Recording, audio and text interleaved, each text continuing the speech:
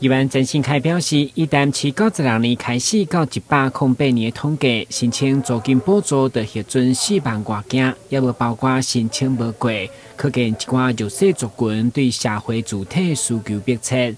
不过，相关申请的条件甲流程，议员认为上过离谱，要求放宽。我咧讲，咱是毋是爱放宽这个申请这个照顾住宅的资格，尤其是这优先户。也是放宽这有资格会使申请这的这个标准啊，是安怎讲的？我迄天若看一条吼，我看一个险吐血啊！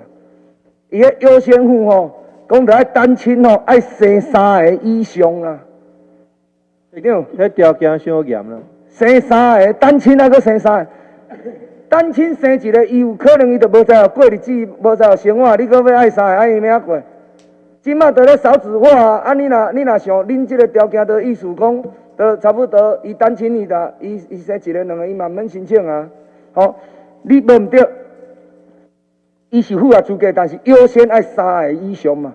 啊，你也想讲，这是毋是有即个检讨的空间呐？我进前是0啦，即马做咱是希望讲会当有2000户，至少啦就开始啦，第一任啦。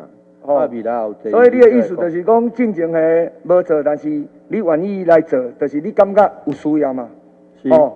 据了解，台南市的社会主体目前兴建目标是2000户，不管是公办都市更新回馈，或者是政府兴建，预计2023年完工。其中，台南市第一栋自建的青年社会主体嘛正式动土。